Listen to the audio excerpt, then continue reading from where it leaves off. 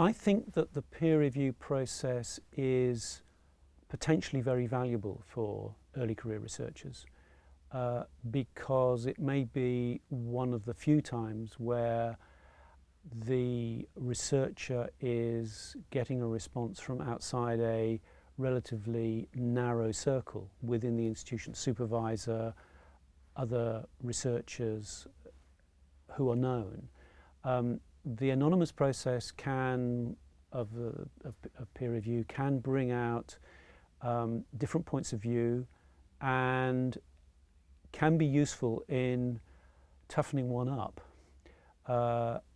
It should be constructive criticism, but we all need to deal with that, take it on board,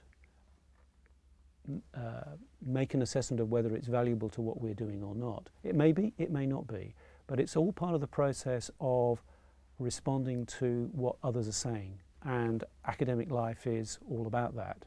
So although one's first reaction to a negative report may be, this is completely wrong, I don't agree with this, how could somebody say that, they're asking me to write an article I don't want to write, all the kinds of responses which one's liable to make, I think one needs to take a deep breath and say, okay, why is the referee saying this? Should I take this seriously? Is that a good point or not? So engage in, if you like, a kind of internal debate, and then talk it through with the supervisors who may well say, well, you know what? There is a point in that, and it would help you if you did develop this particular idea or adjusted the way you're putting those ideas together.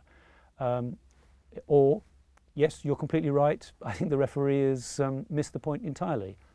Tell the editors that that's what you think is the case. But I think one needs to respond as constructively as one can. Try and get past the immediate emotions of disappointment and letdown. And say, okay, well, I've got to get to grips with this. This is how it happens. Here I go.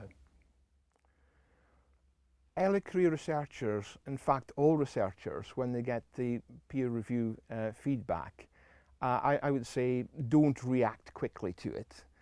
Don't send off a reply email saying this is terrible, etc. Almost certainly I would say don't do anything that day. Read the comments, assume, as is almost always the case, that the reviewers are trying to be helpful, and then go through all the reviewers' comments from each reviewer, and then look at the comments and try to answer them, try to deal with them. Very often they will be helpful. Sometimes they are perhaps slightly obstructive, apparently. But you have to deal with all of them, and you have to engage with the comments. One issue, which is quite an important one, is the request for further work to be done, and that is very controversial, because authors can sometimes feel that this report must have been written by a competitor who's trying to slow them down so the competitor can publish first. It's not very common for that to happen. But it's an issue that journals need to look at quite seriously, because I think in the past some journals have been too ready to pass on comments like that unfiltered to the authors. The worst thing that somebody can do is to get a letter from the editor saying they've got to do something or other and get really offended and whip back a really kind of ratty email.